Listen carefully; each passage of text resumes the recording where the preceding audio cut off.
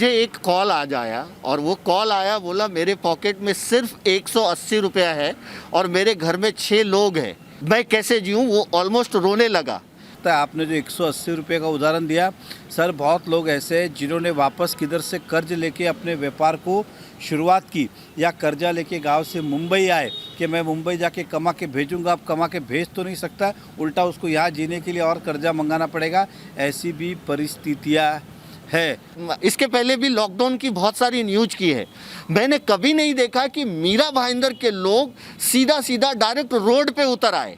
यानी शांति नगर की बात करूं मैं, भाईंदर की बात करूं मैं, नवगढ़ रोड की बात करूं, सारे लोग बोलते हैं कि मुझे नहीं चाहिए। और ये हकीकत भी है कि एक लॉकडाउन से लोग उभर नहीं पाए और दूसरे लॉकडाउन में आ रहे। Lockdown 2 not only Shanti Nagar की बात करूं, मीरा भाईंदर की बात करूं, अगर मैं मुंबई की भी बात करूं तो मुंबई में भी इसी तरह से प्रोटेस्ट हो रहा है।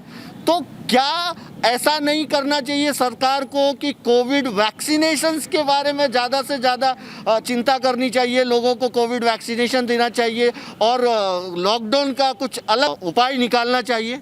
यहाँ पे खाली एक ही चल रहा था कि मास्क नहीं पहनो तो फाइन मार दो। वैक्सीनेशन चालू हो गया, जिसको आना है वो आ जाओ। मैं एक एग्जांपल कहता हूँ, आज भी कई ऐसे अलग अलग वृद्ध आश्रम इस शहर के अंदर है। कई ऐसे बुज़ुर्ग हैं जो घर में बेड से उठ नहीं सकते, ये उनको भी वैक्सीन देने के लिए मना कर रहे हैं। अगर पता चले कोविड है तो 10,000 रुपये की एम्बुलेंस भेजेंगे, 1 लाख रुपए का उसका इलाज कराएंगे, लेकिन 250 रुपये की वैक्सीन की बात करो तो देने नहीं जाएंगे। मतलब नमक की रखवाली शक्कर चोरी। मेरे भाषा में हमेशा एक डायलॉग रहता है कि वो आदमी बेड पे पड़ा है, उसको बोले भाई नहीं जा सकता वैक्सीनेशन के लिए, तो इसमें से एक टीम भी जाने को तैयार नहीं। लेकिन कल अगर उसे कोविड आए तो उसके घर पे जाएंगे, एम्बुलेंस लेके जाएंगे, बिल्डिंग को सैनिटाइज करेंगे, सबका टेस्ट फ्री में करेंगे, उसका इलाज भी फ्री में करेंगे, तब लाखों रुपया खर्च करेंगे। लेकिन बचाने का माध्यम में 250 रुपये से जाके तैयार नहीं। ऐसे कई सारे वृद्ध आश्रम के अंदर है। साधु संतों की तो संख्या बहुत बड़ी। हमने बार बार विनती की है कि उनके पास पैन कार्ड, आधार कार्ड नहीं होता है, और वैक्सीन कोई ऐसी किसी को शौक नहीं जाके फुकट में डबल लेके आओ। अब उदाहरण देता हूँ कि जब हम कहते हैं कि सीनियर सिटीजन का किसी के पास अगर बर्थ सर्टिफिकेट नहीं है तो हम डॉक्टर उसकी एज अंदाज से सर्टिफाइड करता है कि ये इतने साल का है, उस हिसाब से उसको सीनियर सिटीजन का हम कार्ड भी देते हैं। तो ये आदमी आप डॉक्टर भी सर्टिफाई कर लेगा 45 का है कि कितने का है।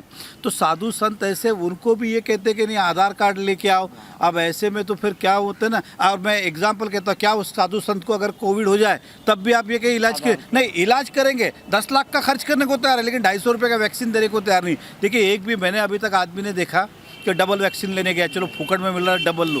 तो इसको इस सरकार को भी समझे, खास विशेष तौर पे कमिश्नर को भी समझना चाहिए कि लॉकडाउन एकमात्र मार्ग नहीं हो सकता है। ये भी मुझे मालूम है कि लोगों की जान माल से कोई बड़ी चीज़ नहीं है, उसकी रक्षा करना भी है, लेकिन उसको अगर ढूंढे तो तरीके और निकल सकते। खाली एक तरफा चलाना ये आने वाला बहुत बड़ा नुकसानदायक हो सकता है। आपने जो 180 रुपये का उदाहरण दिया, सर बहुत लोग ऐसे हैं जिन्होंने वापस किधर से कर्ज लेके अपने व्यापार को शुरुआत की, या कर्जा लेके गांव से मुंबई आए कि मैं मुंबई जाके कमा के भेजूंगा। अब कमा के भेज तो नहीं सकता, उल्टा उसको यहाँ जीने के लिए और कर्जा मंगाना पड़ेगा। ऐसी भी परिस्थितियाँ है। तो आपके माध्यम से यही कहना चाहूँगा मैं कि मीरा भाईंदर व्यापारियों का आप यूनाइटेड बना के रखिए। सरकार के नियमों का, सरकार का उल्लंघन नहीं करना है, लेकिन सरकार के साथ लड़ना भी ज़रूरी है। तब तक उन्हें नहीं पता चलेगा कि हमारी सोच क्या है। इसलिए हमें अलग अलग तरीके से अपनी लड़ाई को लड़ना है, हिंसा किए बिगैर, और अपने हक के लिए लड़ना ही चाहिए। मैं आपके साथ में हूँ। इन सब समाज व्यापारी, केवल मीरा भाईंदर नहीं, महाराष्ट्र के सभी व्यापारियों के साथ में हूँ कि इसका पर्याय और भी हो सकता है, जिसके ऊपर सरकार ने चिंता करके कोई अन्य विकल्प निकालना चाहिए।